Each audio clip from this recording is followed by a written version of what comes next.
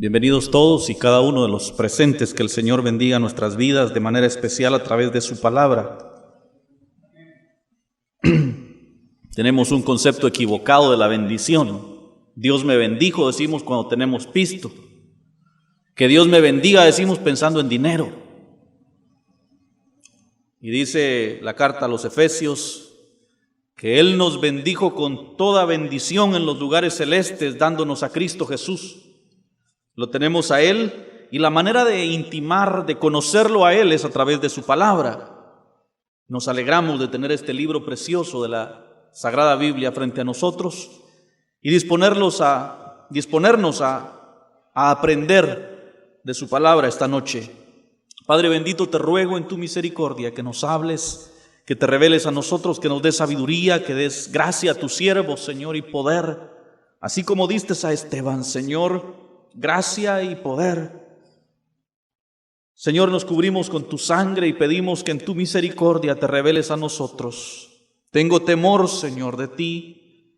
Tengo temor de mi debilidad humana, de mi pequeñez.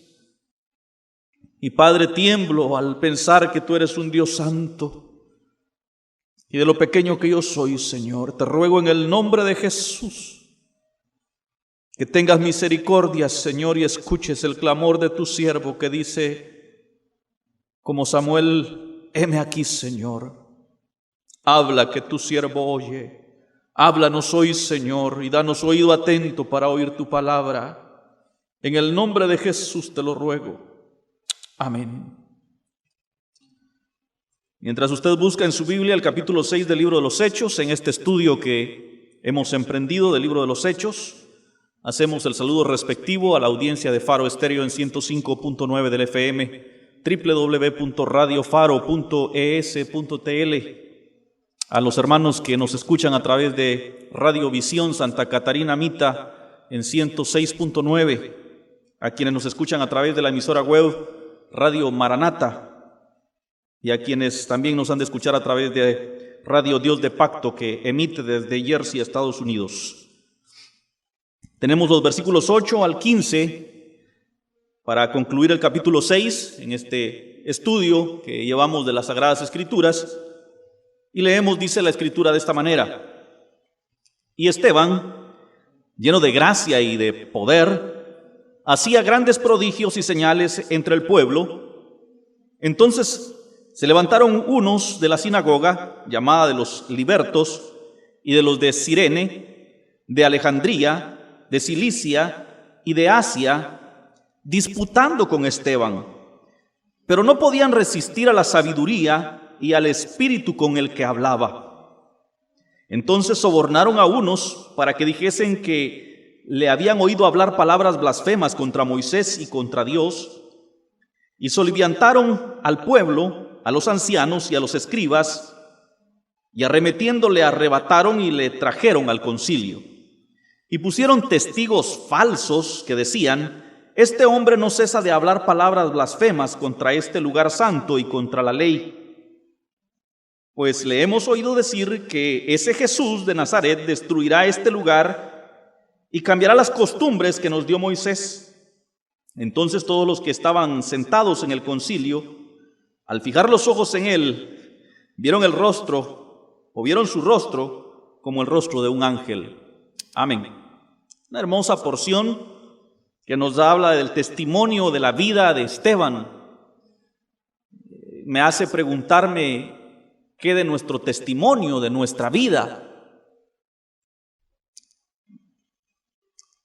Me hace preguntarme de cuáles son mis prioridades en la vida. Este varón dice que por lo menos unas tres cualidades. Primero dice que estaba lleno de gracia, luego lleno de poder, y esta gracia y este poder, número 3, lo llevaban a hacer grandes prodigios y señales entre el pueblo. Mire, nosotros le pedimos a Dios ciertas cosas en la vida, según nuestro parecer, según nuestras propias concupiscencias, pretendiendo estar mejor, pretendiendo tener otras cosas que quizá no tenemos, y hacemos una lista de cosas según la prioridad que les damos. Un enfermo de cáncer, su prioridad es pedirle a Dios salud. Un endeudado, su prioridad es pedirle a Dios dinero. Hay quien le está pidiendo a Dios un esposo o una esposa, y le pedimos según ese orden de prioridades a Dios. De ahí que el apóstol dice, Santiago dice, ustedes no reciben porque no piden. Está diciendo en otras palabras, mis hermanos, que así en pocas palabras no estamos orando, porque no piden, dice. Y luego dice, y si piden, piden mal en el orden de sus prioridades y no en el orden de las prioridades de Dios. De ahí que nosotros a veces le pedimos algo a Dios y Dios nos da otra cosa. Y decimos, Dios se olvidó de mí, Dios no me contesta, porque no me dio lo que yo quería.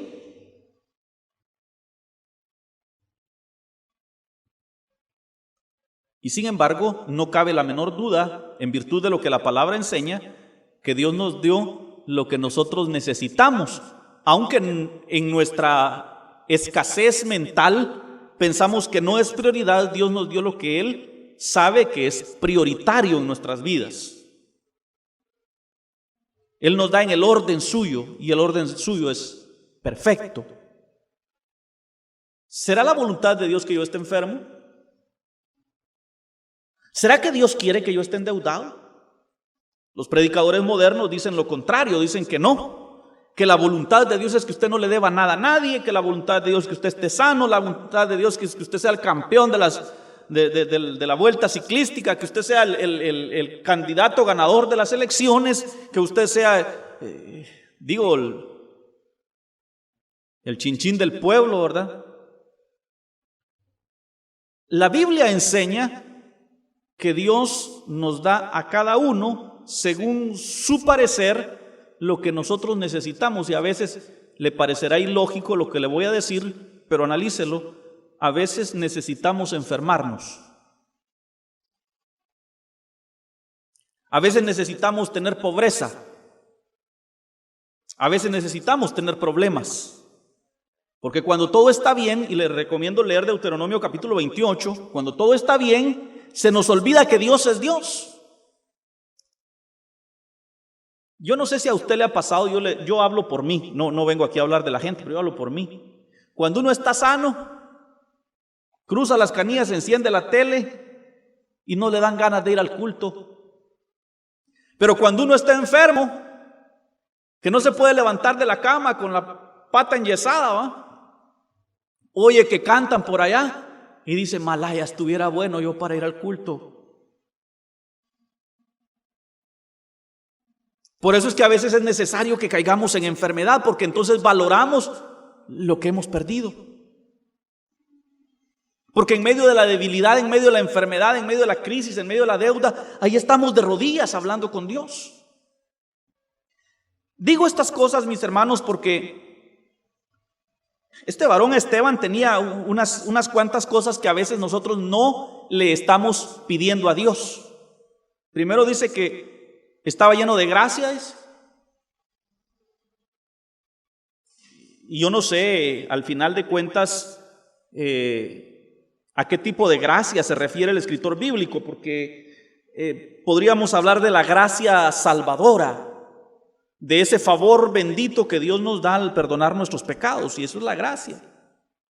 Y dice que si él estaba lleno de gracia, podría decir yo, no cabe duda que había sido salvo, y el gozo del Señor resplandecía en él. Digo, no sé a qué tipo de gracia se refiere, porque bien podría referirse también a que este varón Esteban caía bien, ¿verdad? Caía bien.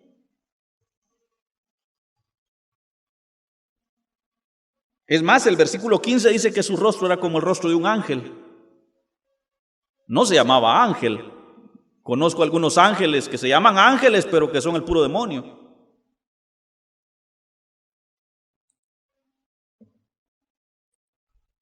Yo quizá nunca le he pedido ese tipo de gracia a Dios. Hasta algo mal caigo a veces. Tan pesado el hijo de don Rufino. No le he caído encima a nadie y ya dicen que soy pesado. Pero Esteban era un tipo que caía bien. La gente quería oírlo. Quizá me haga falta a mí pedirle a Dios que me dé ese tipo de gracia, para caerle bien a la gente y que tal vez así me escuchen. Pero me oigan o me dejen de oír, no dejaré de predicar la palabra. Caiga bien o caiga mal, voy a predicar la verdad. Y dice que había poder en Esteban. No sé qué clase de poder. Bueno, sí sé qué clase de poder, el poder de Dios, el poder del Espíritu Santo. Pero cuando digo no sé qué clase de poder, porque dice que habían prodigios y señales hechos en mano de Esteban en medio del pueblo. Y digo no sé qué prodigios, no sé qué señales, no dice si sanidades, no dice si liberaciones, no dice si... Digo, hubo un Elías que pidió señal del cielo y hizo llover fuego del cielo sobre el altar. Hubo un Eliseo que le dijo a Dios: Señor, abre sus ojos para que éste mire el ejército que está con nosotros. Y Dios abrió los ojos de aquel varón que estaba con él y se dio cuenta que mayor es el que está con nosotros que el que está en el mundo. Que Dios abra nuestros ojos para saber que no somos los tres pelones de la ceibita, que más son los ángeles y potestades del Señor que están peleando por nosotros. ¿Qué clase de prodigios y qué clase de señales habían por mano de Esteban? Cuando dice Santiago, ustedes piden mal porque piden para satisfacer sus propios deseos, pienso yo que hay mucha gente en nuestros días, solo pienso yo, no estoy señalando a nadie, pienso yo que hay mucha gente en nuestros días que le pide a Dios poder para sanar, poder para libertar, poder para que su palabra, cuando predican, sea una palabra elocuente y la gente se convierta. Pero no lo piden porque tengan compasión del enfermo, no piden poder para liberar al cautivo porque tengan compasión de su condición, no piden poder para que las almas se conviertan por amor a que estas almas no se pierdan en el infierno. Piden poder para que pasen todas estas cosas porque les gusta que la gente los aplauda. Y traemos al predicador fulanito de tal y va a predicar y en lugar de darle gloria a Dios dice: saludes, les mandó la iglesia de allá de pueblo chiquito, infierno grande, allá estuve predicando y se convirtieron 100 almas, se convirtieron, pero para gloria de Dios. No crean que dándome la gloria estoy yo. Para gloria de Dios, hermanos. ¿Cuántos le dan un aplauso al Señor? Nadie le estaba preguntando. Cuando uno se para en este lugar, se para aquí para hablar de Cristo, no para hablar de lo que sucede a través de mí. Muchas veces le pedimos a Dios gracia y poder, no para que el nombre de Dios sea glorificado, no para que las almas dejen su vida de sufrimiento, no para que escapen de las llamas del infierno, no para que sanen de sus enfermedades. Le pedimos gracia y poder a Dios porque nos gusta hacer show. Nos gusta ser el showman. Y usted mira a los cantantes cristinos, no les puedo llamar cristianos porque no alaban a Dios, se alaban a sí mismos. Hoy imprimen pósteres con su carota y dice: el cantante cristiano más popular de Latinoamérica, dice Estanislao Marino. Así dice un póster que vio por ahí. ¿Quién le dijo a él que era popular? ¿Y a quién le importa ser popular? Importa que Cristo sea glorificado, señores. ¿Qué es mi carota para andarla publicando? La gloria de Dios es lo que se busca. Que las almas se conviertan y la palabra toque los corazones y los cantos sean de bendición. Eso es lo que importa. Quizá usted nunca sepa cómo se llama el hijo de don Rufino, solo diga: el hijo de don Rufino. Ni importa si un día nunca sabe mi nombre, importa que sepa quién es Cristo Jesús. Eso es lo que importa. Y este hombre lleno de gracia y de poder, que hacía grandes prodigios y señales en el nombre de Cristo, indudablemente tenía estas virtudes, porque estaba honrando al Señor. Quiero llegar al punto de que por eso el poder de Dios, las manifestaciones milagrosas, los prodigios dentro de la iglesia escasean, porque también escasean los hombres y las mujeres que legítimamente busquen honrar al Señor, que legítimamente busquen la gloria del Señor y no su gloria propia.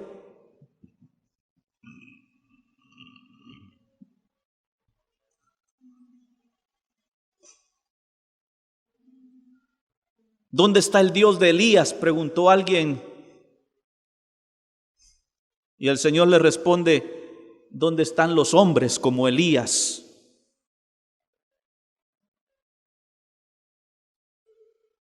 Si queremos ver la gloria de Dios manifiesta como en tiempos bíblicos, es necesario que nosotros nos sometamos a vivir una vida como los hombres y las mujeres de la Biblia. Dios sigue siendo el mismo de ayer, es el mismo hoy y será el mismo eternamente y para siempre.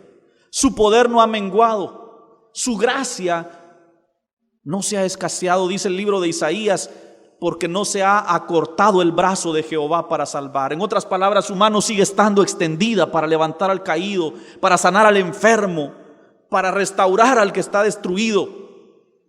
Él es el mismo. Los que hemos cambiado somos nosotros. Las iglesias de nuestro tiempo solamente buscan la gloria propia. Nosotros somos la mejor iglesia, tenemos la mejor doctrina, el mejor templo. Hoy butacas pusimos, mire, con una pantalla gigante, mire que... Hábleme más de Cristo y menos de usted, menos de sus logros, menos de sus alcances.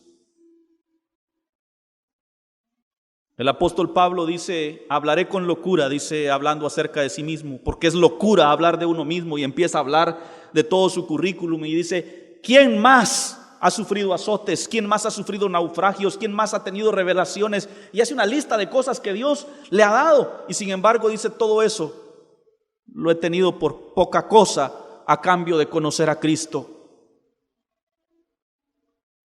Si yo quisiera hablar con locura, también tendría de qué jactarme. El Señor me libre, que se me haga chicharra la boca y que hable menos de mí, para que hable mucho más de Él. Oh, este versículo 8, mis hermanos, me hace pensar. Es tiempo de que empecemos a pedirle al Señor que nos dé gracia y nos dé poder, un evangelio de poder. Que dejemos de estar pidiendo quizá la resolución de nuestros problemas financieros, que dejemos de estarle pidiendo a Dios quizá cuestiones meramente materiales, que al fin y al cabo a esta vida venimos por un muy corto periodo de tiempo, pero que empecemos a pedirle al Señor que nos dé el ser hombres y mujeres como Esteban, llenos de gracia y del poder de Dios para glorificar su nombre. Para glorificar su nombre, no para gloria de nosotros. El problema, mis hermanos, es que cuando hay alguien lleno del poder de Dios y cuando el Señor derrama su gracia sobre alguien, encuentra mucha oposición, encuentra muchos detractores. ¿Sabe? Porque todo mundo nada con la corriente, pero cuando alguien se dispone a nadar en contra de la corriente, todo mundo dice: ¿y este qué tiene? Este está loco.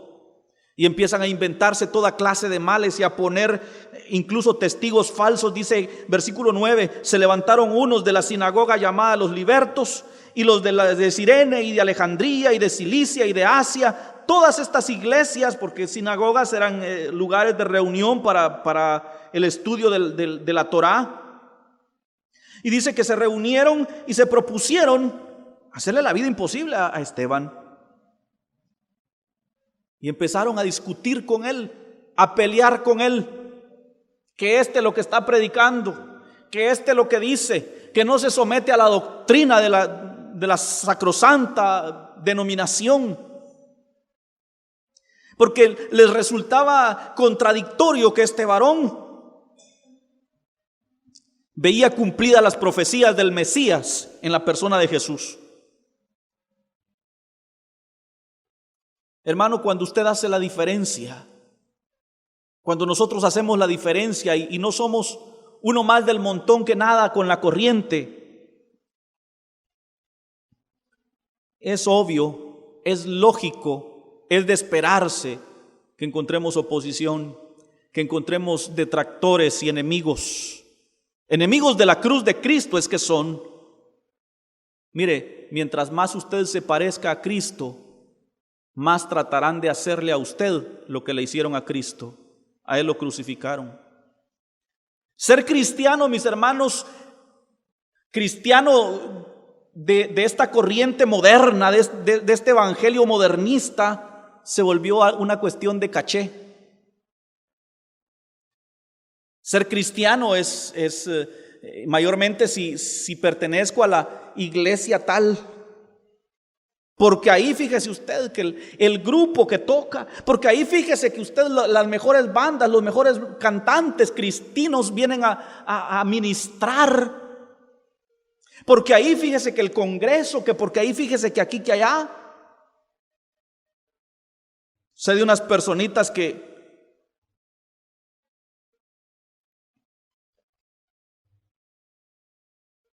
vienen de una situación muy precaria.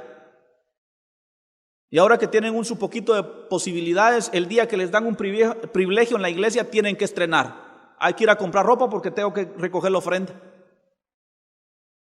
Y las mujeres van a las iglesias a presumir sus mejores galas.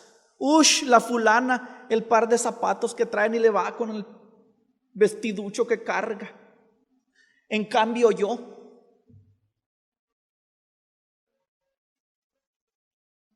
El verdadero evangelio, mis hermanos, no es una cuestión de moda. El verdadero evangelio nos consigue enemigos, nos consigue detractores, nos consigue gente que habla mal de nosotros, nos consigue personas, falsos testigos que hablen lo que no es. Oiga lo que pasó con este Esteban, dice: pero como no podían resistir a la sabiduría y al espíritu por medio del cual él hablaba, entonces sobornaron a unos para que dijesen que le habían oído hablar palabras blasfemas contra Moisés y contra Dios. Y soliviantaron al pueblo, a los ancianos y a los escribas, y arremetiendo contra él, lo arrebataron y lo trajeron al concilio. Y pusieron testigos falsos que decían: este hombre no cesa de hablar palabras blasfemas contra este lugar santo y la ley. Para los judaizantes, mis hermanos, la ley de Moisés era una cuestión inquebrantable. Sin embargo, no hay mayor evidencia de que la ley es tan perfecta que el ser humano no puede cumplirla por cuanto el ser humano es imperfecto. La mayor prueba de lo que estoy diciendo es que si el hombre hubiera sido capaz de cumplir al 100% la ley, Dios no hubiera mandado a su Hijo a cumplirla por nosotros. No había necesidad. Cúmplala si usted puede. Pero Dios sabía que éramos incapaces de cumplir la ley y mandó al Cordero de Dios, a mi Cristo bendito, a llevar el precio de nuestra culpa. Y aunque estos hombres presumían de cumplir la ley al 100%, como muchos fariseos hay en nuestros días que pretenden un evangelio tan espiritufláutico,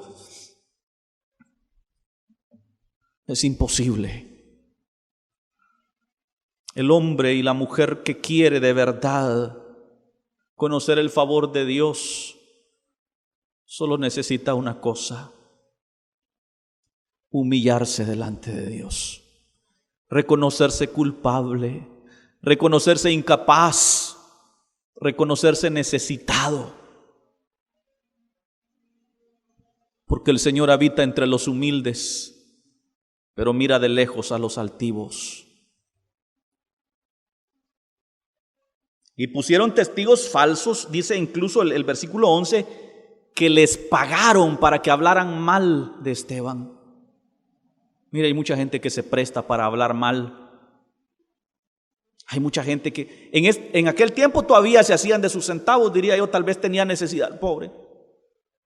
Hoy hay gente que no le pagan por andar chismeando. Hoy hay gente que, mire, de deporte les sirve. No es que les guste, solo les entretiene. Y en cuanto hablan mal de nosotros, no lo hacen de nosotros, dice la Escritura, estos son enemigos de la cruz de Cristo.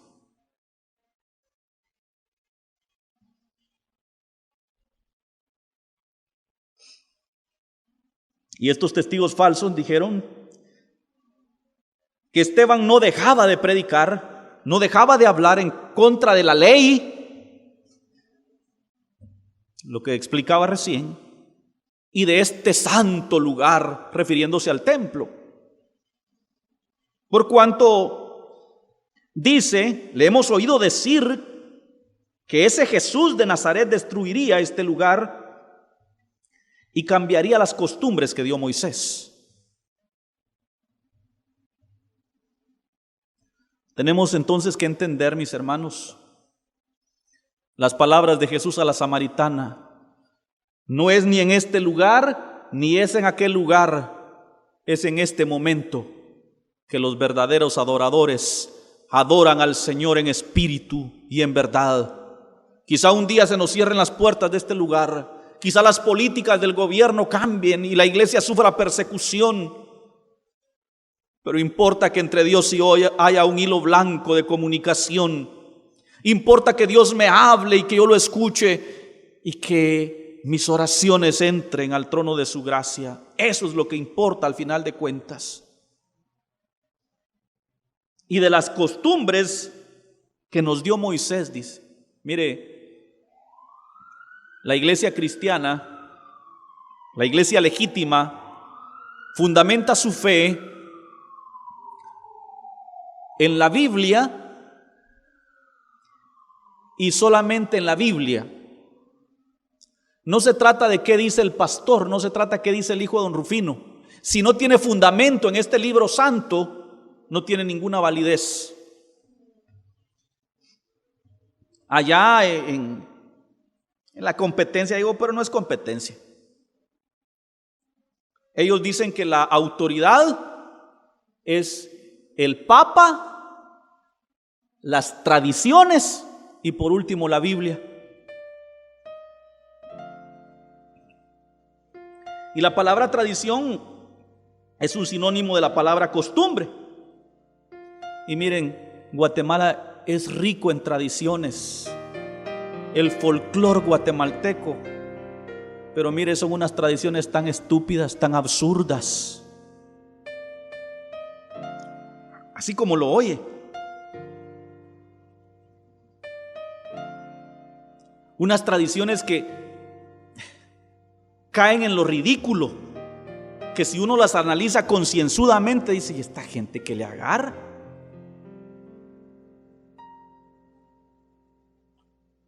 Un día mi hermana vio venir a su alumna descalza, caminando en el asfalto caliente que hasta reverberaba. Y dijo, esta pobre quizá le robaron los zapatos. Y la salió a encontrar con unas chanclas. Ahí le dijo, ¿qué le pasó? Le dijo, mire, aquí le voy a dar. No, le dijo, es que voy haciendo penitencia para que Dios me perdone. Para que Dios te perdone, hubo uno que se sacrificó a sí mismo en la cruz del Calvario. No le digo pues tradiciones que caen en lo ridículo.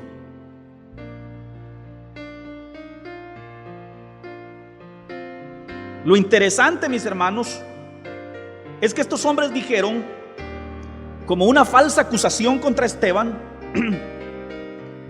que él aseguraba que Jesús destruiría el templo y las tradiciones. Ahora dígame usted si eso no se cumplió. En el año 70 después de Cristo, recién un par de años después de esta situación, el emperador Nerón destruyó el templo en Jerusalén. Hizo al pueblo judío su esclavo. Y las tradiciones, los rituales que se hacían en el templo dejaron de hacerse hasta el día de hoy. Lo que acusaban a Esteban de que él aseguraba que iba a suceder, sucedió.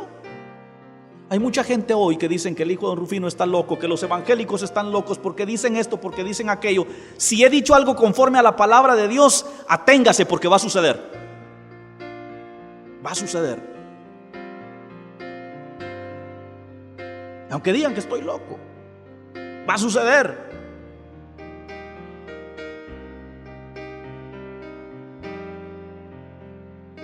Entonces todos voltearon a ver al acusado. Y estaba el pobre Esteban ahí en el banquillo de los acusados, como que era Otto Pérez Molina con el montón de abogados y la CICIG y el Ministerio Público y todo el mundo señalando a Esteban. Pero cuando vieron a Esteban, no vieron a un hombre humillado, vieron a un ángel del Señor en él.